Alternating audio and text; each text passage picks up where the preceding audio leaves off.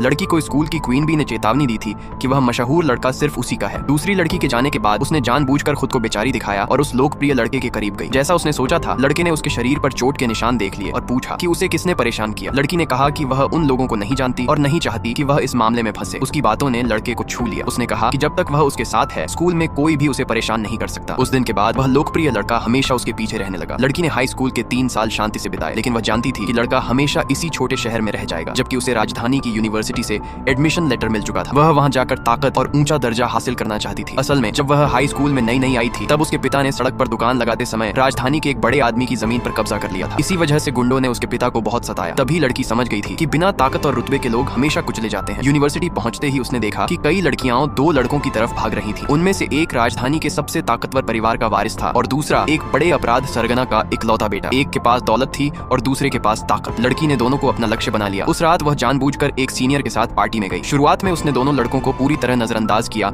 और उनसे दूर जाकर बैठ गई। इससे अपराध सरगना के बेटे की दिलचस्पी तुरंत बढ़ गई। वह उसके पास आया और बोला कि वह उसके साथ एक खेल खेलना चाहता है। लड़की ने मासूम बनते हुए कहा कि उसे खेलना नहीं आता। उसने उसे पास से फेंकने के लिए कहा, लेकिन असल में लड़की सिर्फ नाटक कर रही थी। उसने लगातार कई राउंड जीत लिए। अमीर वारिस ने मजाक में कहा कि उसके दोस्त की स्किल कमजोर हो गई है, लेकिन लड़की बोली कि वह जानबूझकर उसे जीतने दे रहा था। उसकी बात ने लड़के के अंदर जीतने की जिद जगा दी। फिर उसने कहा कि चूंकि वह नई छात्रा है, इसलिए उसे शराब पीनी होगी। लड़की ने थोड़ा सा पीते ही एलर्जी का नाटक शुरू कर दिया। यह देखकर अमीर वारिस ने खुद उसका गिलास खत्म कर दिया। लड़की पहले से जानती थी कि उसे मासूम और प्यारी लड़कियां पसंद हैं। फिर उसने एलर्जी का बहाना बनाकर पार्टी छोड़ दी। पहली ही मुलाकात में उसने दोनों लड़कों के दिल में अपनी जगह बना ली थी। अब उसका अगला कदम था कि दोनों उसके लिए आपस में प्रतिस्पर्धा करें। अगले दिन उसने जानबूझकर कैफेटेरिया में अमीर वारिस से टक्कर मारी। उसने उसे संभालते हुए कहा कि वह उसे नया ड्रेस खरीद कर देगा। लड़की बोली कि इससे गलतफहमी पैदा होगी और यूनिवर्सिटी की सारी लड़कियां उसे दुश्मन समझने लगेंगी। तभी अमीर वारिस ने कबूल किया कि उसे पहली नजर में उससे प्यार हो गया है। लड़की ने जवाब दिया कि वह उसमें दिलचस्पी नहीं रखती। ये सुनकर दूसरा लड़का अचानक बेचैन हो गया और बोला कि वह भी अब उसका पीछा करेगा। डॉर्म लौटने के बाद लड़की को अमीर वारिस की तरफ से ढेर सारे गिफ्ट मिले, लेकिन उसने डेट पर जाने से मना कर दिया और कहा कि उसे यूनिवर्सिटी के एक कार्यक्रम की